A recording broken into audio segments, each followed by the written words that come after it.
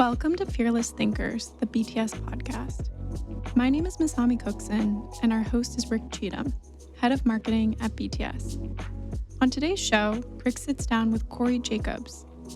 As a senior director in BTS's Sales and Marketing Center of Expertise, Corey partners with client leaders in software, tech, manufacturing, consumer goods, and financial services to transform their go-to-market strategies and enact lasting behavioral change. Prior to joining BTS, Corey worked for an early-stage Bay Area tech startup and the Lego Group. Hey, Rick, how's it going today? It's really wonderful. I am, and I know that this will timestamp this, but I am now 3 weeks away from my daughter's wedding. So, a very exciting and chaotic time at my place. That's so amazing. Congratulations. Thank you. Thank you. It's fun stuff. But yeah, super excited to have Corey on. He brings some really good perspective at what it takes to really engage people at large scale events. So how can you get literally 30,000 people around the globe understanding the strategy and ready to act on it with just a matter of days? So he really brings some great insight and experience into, especially in times of change like we're in now, a problem that most of us are trying to solve. Cool. Can't wait to hear more. Let's go.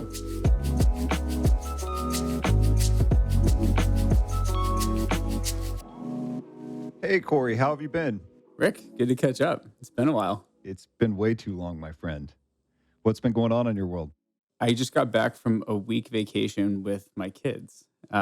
Luca's 9 months right now, and Blair's almost 3. And unlike previous vacations, I feel like I survived this one. That's awesome. When ours were that small, we used to say that when we get to go alone, it's a vacation. When we take them with us, it's a trip. There's a difference. Yeah, there is. I get the term taking your show on the road now. I know what that means. Yeah. Yeah. Because you get to leave nothing behind. Yeah, it's just the same in another place. The only difference is the setting. Many times for many people, installing a significant change initiative kind of can turn into a roadshow as one way of doing it. Before we go into the how to install a big change, I'd like to start with the beginning, and that's why people are changing. Basically anything that forces an organization to say, wow, like we have to mobilize a high percentage of our people quickly. That's a compelling reason or compelling event for a company to explore what we'll talk about today, which is driving change at scale. Just a few examples that we're seeing a lot right now, Rick. The first one that comes to mind is turbulence, economic turbulence or downward pressure on an organization or a market or an industry. For example, in tech right now, there's a lot of pressure on companies, some of our clients, to be more profitable. So we've seen layoffs happen. But another way to look at that could be to say, well, what if we just got wildly productive with the people we have? What if we, in a very short period of time, upskill or build capability or build alignment such that our team is able to deliver on what the market is looking for and potentially without having to lay off as many people? So downward pressure from the market could be one. Another could be a major organizational change. Now more than ever, companies that are part of major M&A deals or integrating new organizations into their team are under pressure to do so quickly. Working at scale, driving this change at scale, driving alignment at scale really quickly is necessary for them. So major org changes would be 2. And then 3 would be a new strategy, a new initiative that affects many people in an organization where there's a whole set of new behaviors, new capabilities, new ways of working, and a company wants to do that quickly. And so these things have always been there. It's not like downward market pressure or M&A or new strategies are new things. But what is new is that in today's environment, we are able to do these things faster than ever. Corey, I think you used the word significant and you used the word major. And I'm assuming that those are probably in the eye of the beholder. If a company, has 50 employees, and scale for them is 50 people. Maybe it's 25 people. If a company has 70,000 people, then scale for them might be 25, 30, 45, 70,000 people. It's interesting when companies have these types of compelling events you just described. It seems like there's one of two big directions to go, and I'm sure there are probably others. One being cascade. Over time, leaders in the organization take it down to the next level, take it to the next level, and taking change initiatives at scale. Can you kind of compare and contrast the two of those? Rick, I think there's been a paradigm in our space as change and learning and development professionals for so long that change is something that has to start at the top of an organization and methodically filter its way through until it gets to every individual contributor. That's proven effective, and many times it is the right or the only way to cascade a change. The shift that we're seeing now is that some organizations are willing to move more quickly with more people to deliver a bigger impact faster. It actually makes a whole lot of sense to me because when I think about basic human behavior, I think we all have a tendency to, where there are questions, we fill in the blanks with the worst case scenario. If nothing else, just trying to protect ourselves and those we care about. I can see how a cascade could leave too much time open for people to fill in the blanks. And I can also see where the traditional cascade approach can be watered down because it's only going to be as good as the leader who delivers. If I'm getting you right, scaling the initiative at once at multiple levels really helps to kind of eliminate some of those challenges that we've historically seen in cascades. With a traditional cascaded approach to change, there's an abundance of risk by moving so methodically or so slowly, or through the telephone game of translating strategy from leaders down to everybody else. Messages get muddled. Messages become irrelevant because something has taken so long that it's no longer the change that's necessary for an organization to be successful. So that's a major shift, right? But if you flip the risk now and you start thinking about working at scale, yes, of course, there's a risk of moving quickly. If you don't bring people along the right way, you don't have the right alignment, that can create a pretty big issue. But if you do have those things, then you actually get to realize the value of that change. Makes a lot of sense. And it reminds me of something that we've seen many times before.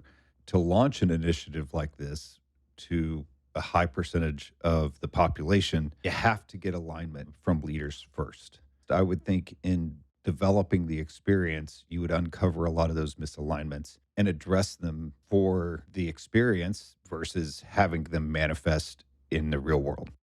Typically, what we'll find when we start working with leadership teams is that they've got a pretty wide variety of opinions on what the change needs to be, how the change should get executed, who should be executing the change, why they even need to do it, and how to communicate it. The best leadership teams are the ones who are willing to listen to each other and invite thought partners into that process to help facilitate the decision making and drive the alignment that's necessary for those critical moments where their entire organization is experiencing or understanding the change. When you see organizations leading these types of initiatives well, what are the important things to consider beyond alignment? So one of the success factors that we push clients to think about is how many different perspectives they can bring in so that when they start thinking about execution, they have some new ways of looking at it. The famous Einstein quote around insanity is doing the same thing over and over and expecting different results. That applies here. If you're expecting to deliver change in a truly different way, then you need some new people to inspire your leadership team and your project teams who are delivering the change. It's one of those things that I've seen routinely. It's actually unfair to expect people to do radically more different without a new way to do things, because if they were capable, they would be doing it already. Well, so that actually is a perfect segue, Rick, into another success factor. If you have a leadership team who's bringing in fresh perspectives, then the next success factor is to go into this change with eyes wide open. I've recently worked with a software client who does this extremely well.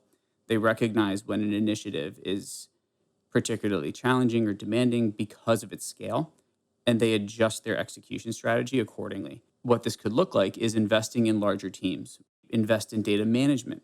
And when companies do that, it drives trust when messaging and when experiences hit the masses.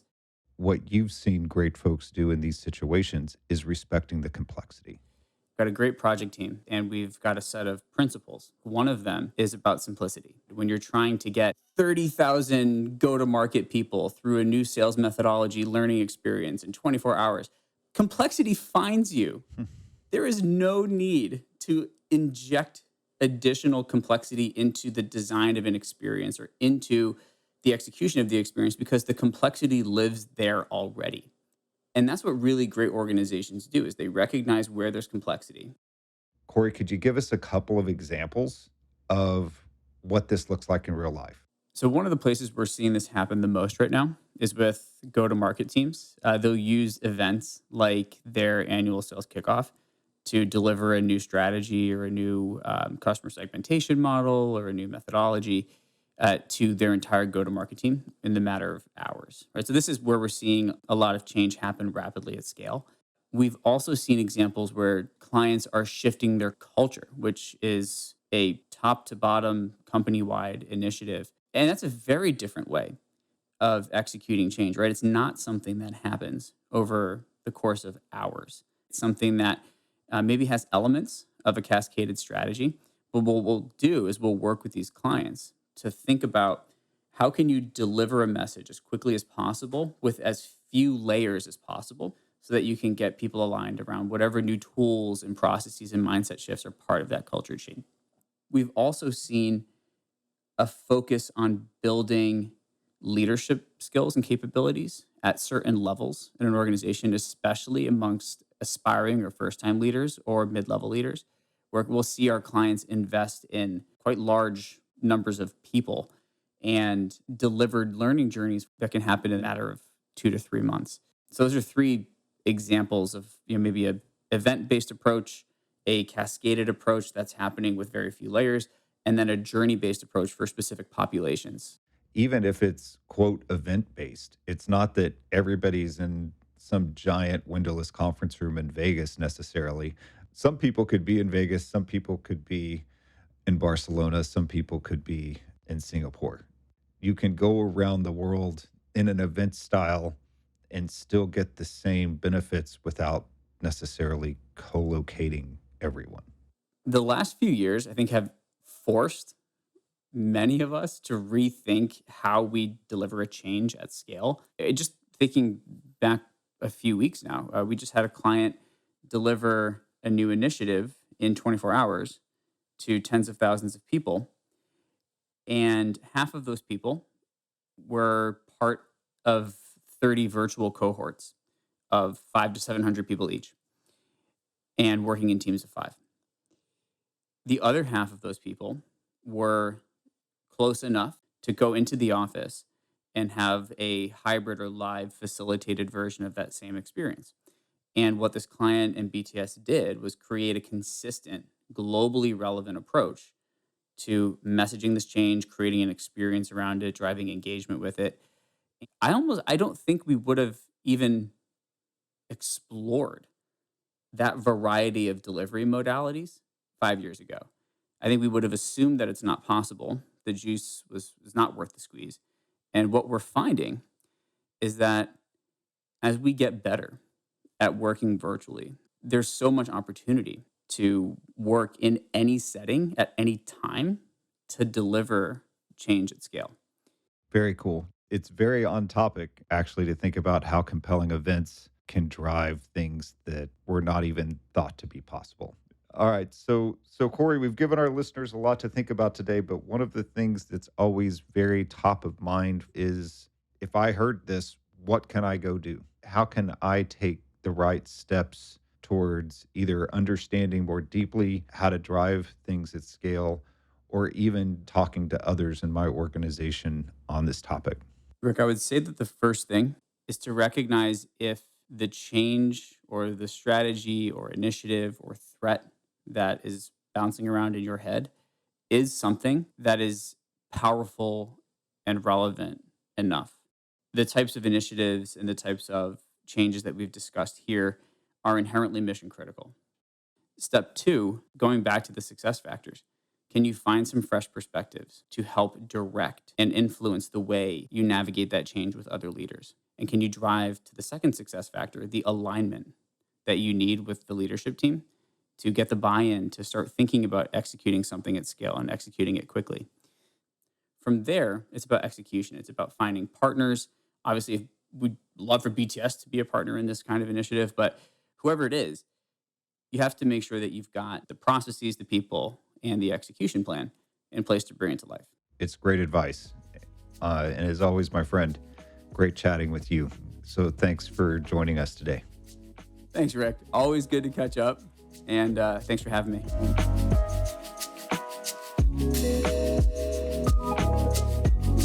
If you'd like to stay up to date on the latest from the Fearless Thinkers podcast, please subscribe.